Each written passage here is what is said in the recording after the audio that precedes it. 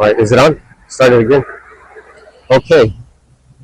Shalom, shalom. Somos los israelitas hebreos, los hebreos verdaderos de la Biblia. Queremos empezar por dándole gracias y honor a Yahweh, Bahashem, Yahushai, Bahashem, Yohakadash. Y vamos a empezar con el nombre. Vamos a hacer búsqueda.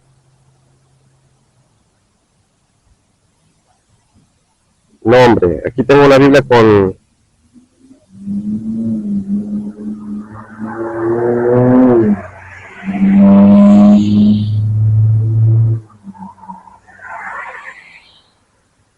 Éxodo 3 y 13.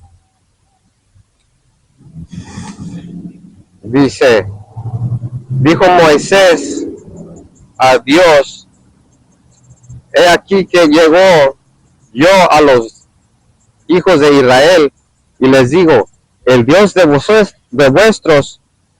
padres me ha enviado a vosotros. Si ellos me preguntaré cuál es su nombre, ¿qué les responderé? Así es que si el nombre tiene significado, tiene que tener sentido, ¿verdad? Vamos a buscar en el diccionario español la palabra nombre.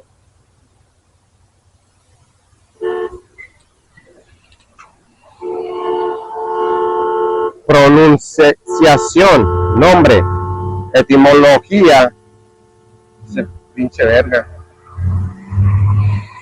En general, palabra que designa una entidad o condición. 2. Particularmente la que designa a una entidad en particular y no a una clase de las mismas. Entonces ese nombre tiene diferencia. Ese nombre tiene diferencia. 3. Lingüística, clase de palabras que pueden servir como el sujeto de una frase, el complemento de un verbo o el argumento de una preposición, sinónimo, sustantivo, clave o distintivo que se da a alguno para permitirle acceso a un lugar o información registrada. Shalom, I see you got the fringes. How you doing? Are you guys on camera right now or no? Yeah. So you got Shalom. How about Shemi Haushai? I've seen you guys around a couple of times. We've been here for a while. Yeah, I know. So I asked you guys if you guys know Alex and Adam. yeah, we know him, but we don't. Do you know if they're still in the truth or not? I don't know. So you guys are what camp are you guys from? We have our own. YAPAH? That's pretty good. So you guys are Native American? I'm indigenous, but Oh, okay, so that's good. So while I'm doing the lesson on the names in Spanish, you guys speak Spanish? My Spanish is bad. So we're out here trying to do lessons, trying to educate our people, and not a lot of people like it. So Esau's always trying to tell me to stop doing this, or I'm gonna get on. So they're always on, but I switch around just so they could, Nah, I get you. I already got my left one multiple times. So you guys got the fringes, you guys got the swords. That's pretty good. Okay. I see you guys probably know a lot of laws, right? So you carry this and carry that. So basically the name is what we're getting on. What names do you guys use? I honestly use the government names. The government names. So yeah. So do you guys pray and call on Yahweh or? Yeah. Okay. So that's good. See, and we got people all over the world that need to know that. So I got brothers from India watching my show, and people from Brazil. Like they all want to know how do you protect yourself. So the first thing you gotta do is pray, right? You gotta pray. So that's good that you see you guys out here, man. It's encouraging because I know that there's more people out here that worship Yahweh Shemi Haushai. So you guys do your own thing. You guys got a channel or something? We have Facebook, but we're more of a militia. Oh, nice. More about arming and firearms. Well, that's pretty good because this world is getting crazy. I don't know if you know, but over there in that building, that big church building, there was a couple of girls that stabbed each other the other day. So they stabbed each other, and then not only that, there was a train accident on a couple of Saturdays ago. Some person was stuck on the track and got ran over. And then before that, there was a young kid woke up dead over there by the Koinonia Church. So, you know, it's a bad time to be alive. It's a bad time to be alive. So, so you guys train weapons and all that?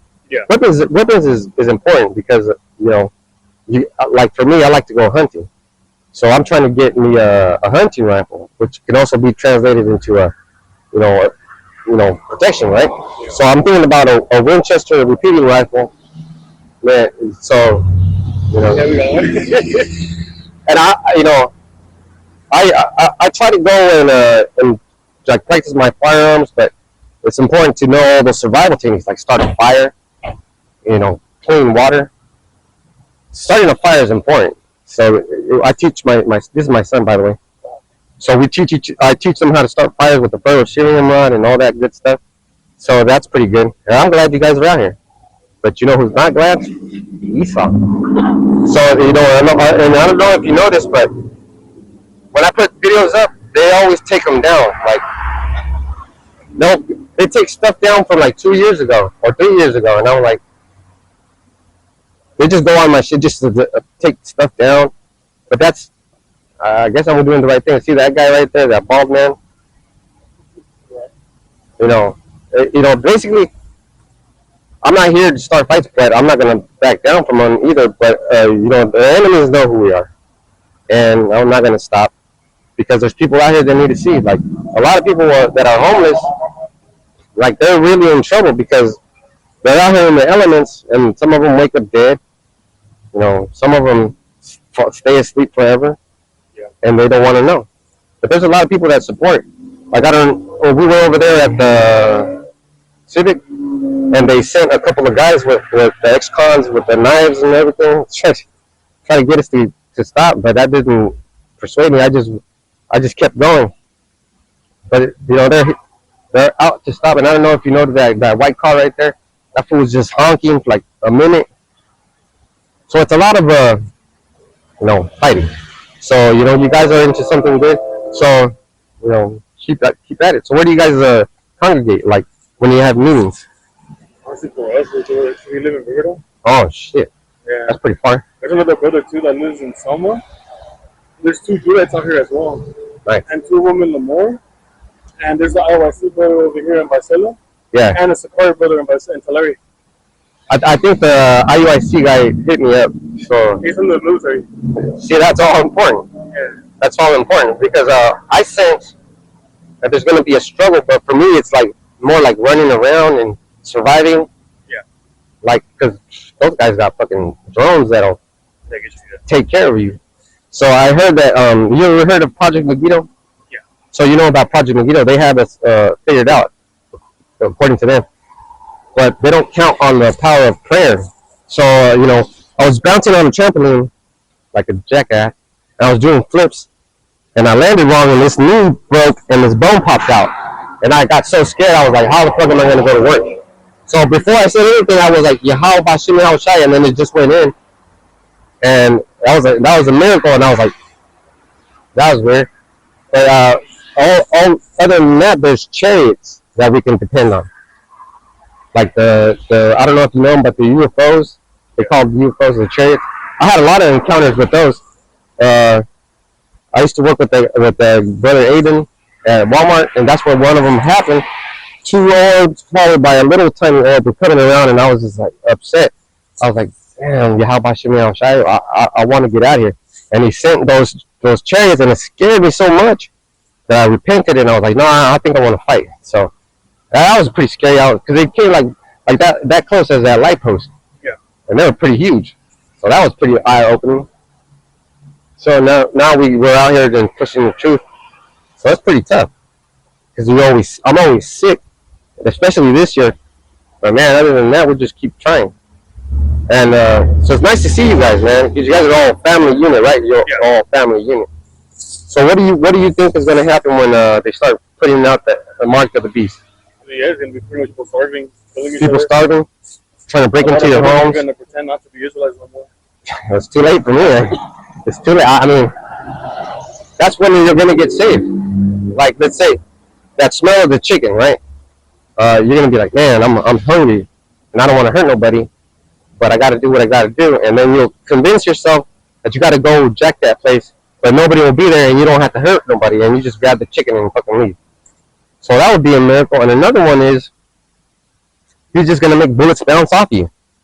So that they'll be like bam, bam, bam, and you'll be like, oh shit, I don't feel it.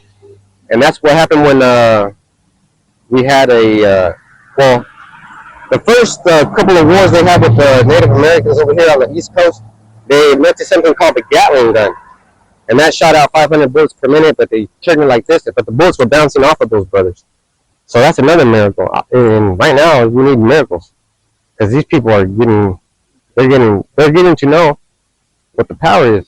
So we had this one. We were in the morning, and we had this one Edomite come up and say, "Oh, you better stop doing this, or you're gonna get knocked out." And I looked at him and I said, "Well, if that's what you want, you know." So they're just trying to intimidate us, but they're really afraid. And then I had this one rich Dominican guy come in his Lotus, and he was like basically telling me to get off the street. So I told him, look, man, F you. So you know, there's a lot of sellouts too. So be careful with those sellouts. That is nice to see that we're all over the place because when like let's say we need each other, right?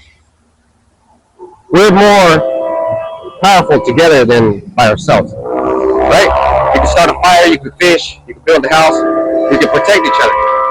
And that's why the train's being so loud, because the message I'm trying to give is important. So we can protect each other, but we can also keep each other in safe conditions. Like these guys right here, they think they have it made, right? So they're expecting us to not know what to do.